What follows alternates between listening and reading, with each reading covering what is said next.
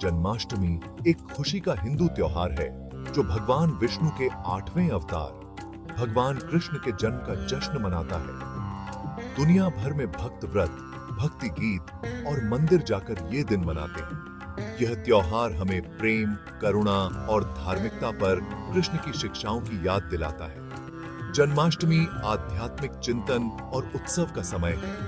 हर वर्ग के लोग भगवान कृष्ण का सम्मान करने के लिए एक साथ आते हैं। वे उनके जीवन और शिक्षाओं का जश्न मनाते हैं। कृष्ण के जन्म की कहानी रोमांच और चमत्कारों से भरी है, जिसकी शुरुआत एक भविष्यवाणी से होती है। दुष्ट राजा कंस मथुरा पर राज करता था और कृष्ण का मामा था। एक भविष्यवाणी में देवकी के 8वें पुत्र द्वारा उसकी मृत्यु की भविष्यवाणी की गई थी। कंस ने देवकी और उनके पति वासुदेव को कैद कर लिया और उनके पहले 6 बच्चों की हत्या कर दी। हम अपने धर्म के प्रति वफादार रहे, कंस की क्रूरता का सामना साहस और धैर्य से किया। भगवान विष्णु में हमारा विश्वास कभी कम नहीं हुआ। हम जानते थे कि हमारा 8वां बच्चा खास होगा। कंस के अत्याचार के सामने देवकी और वासुदेव की अटूट आस्था और साहस वास्तव में प्रेरणादायक है। कंस भविष्यवाणी से डरता था और इसे सच होने से रोकने के लिए दृढ़ था। एक तूफानी रात को कृष्ण का जन्म हुआ, जिससे जेल की कोठरी दिव्य प्रकाश से भर गई। वासुदेव ने अपने दिव्य बच्चे को 4 भुजाओं और दिव्य हथियारों के साथ देखा। एक दिव्य आवाज ने वासुदेव को कृष्ण को सुरक्षित स्थान पर ले जाने का निर्देश दिया। आवाज ने उन्हें कृष्ण को गोकुल ले जाने के लिए कहा, जहां उनके मित्र नंद और उनकी पत्नी यशोदा की अभी अभी एक बच्ची हुई थी।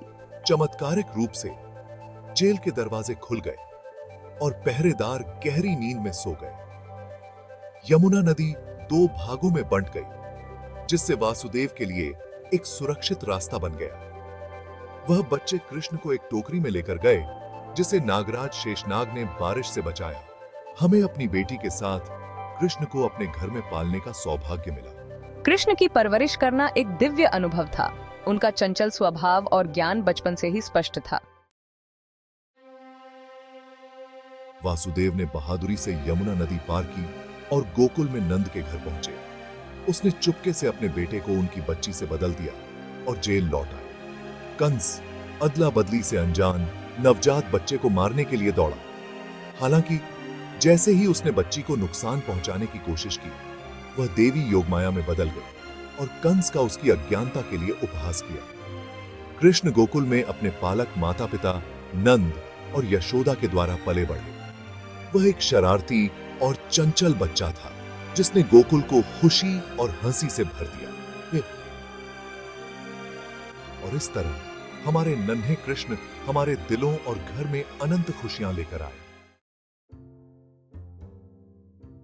जन्माष्टमी बहुत खुशी और भक्ति के साथ मनाई जाती है। भक्त दिन भर उपवास रखते हैं और आधी रात को कृष्ण के जन्म के समय अपना उपवास तोड़ते हैं। मंदिरों को खूबसूरती से सजाया जाता है और भक्ति गीत और भजन वातावरण में गूंजते हैं।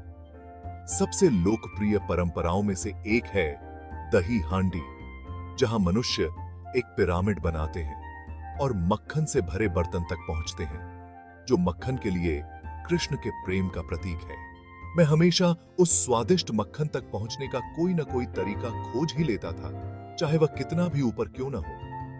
भक्त मिट्टी के बर्तनों, मटकी को भी सजाते हैं, जो मक्खन के लिए कृष्ण के प्रेम का प्रतिनिधित्व करते हैं, और देवता को मिठाई और फल चढ़ाते हैं। यह त्योहार भजन और कीर्तन के मधुर गायन के बिना अधूरा है। जन्माष्टमी केवल कृष्ण के जन्म का उत्सव नहीं है, बल्कि उनकी शिक्षाओं की याद दिलाता है। कृष्ण का जीवन हमें प्रेम, करुणा, धार्मिकता और अपने धर्म का पालन करने के महत्व के बारे में बहुमूल्य शिक्षा देता है। राधा के लिए उनका प्रेम हमें निस्वार्थ प्रेम और भक्ति के बारे में सिखाता है। सभी प्राणियों, यहां तक कि अपने शत्रुओं के लिए भी उनकी करुणा, क्षमा और समझ के महत्व पर प्रकाश डालती है। जन्माष्टमी इन कालातीत शिक्षाओं पर चिंतन करने और उन्हें अपने जीवन में शामिल करने का प्रयास करने का समय है। कीरे काथे